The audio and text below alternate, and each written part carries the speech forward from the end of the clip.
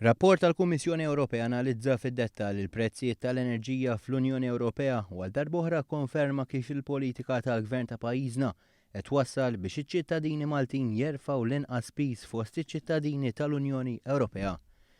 Mill-2008 u l-2015 il-prezzijiet tal-enerġija fl-Unjoni Ewropea żdiedu bi 3.2% għal kull dar. Iżda b'kuntrast fl-aħħar snin pajjiżna kellu roħs fit-tariffi tal-enerġija u dan wassal biex fl-2014 il-prezzijiet f'Malta kienu l-inqas ta' piż fuq il-familji mill-Unjoni Ewropea kollha. L-irħas fl-Unjoni Ewropea juri rapport li dwaru kummenta l-Ministru fl-Uffiċċju tal-Prim Ministru Konrad Mizzi. Huwa ta' sodisfazzjon kbira li Malta rrenkjat li għandna fost l-orħos prezzijiet tal-elettriku għal familji fl-Ewropa.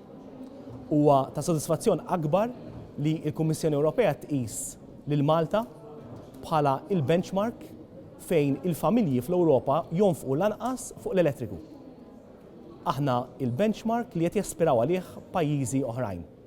Dan huwa fl-isfond ta' trasformazzjoni kbira li għamilna fis-settur tal-enerġija.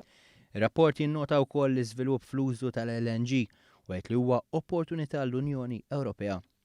Sejn biex inaqqas differenza fil-prezzi tal-gass ma' partijiet oħra fid-dinja bħall-Istati Uniti, jgħid ir-rapport li jinnota kif l-LNG qed itejjeb il-kompetittività. Ir-rapport jitkellem ukoll fuq il-ħtieġa li meta tinbena faċilità ġdida tingħalaq dik antika. Xi ħaġa li qed jagħmel il-Gvern ukoll f'pajjiżna meta bl-impjant tal-gass f'Dellimara se jwassal biex il-Power Station tal-Marsa tinżamm mitfija u tiżarma darba l dejjem, filwaqt li dik antika f'Dellimara ukoll ma tiqpax tintuża biex titneħħa iċ-ċumnija l-kbira.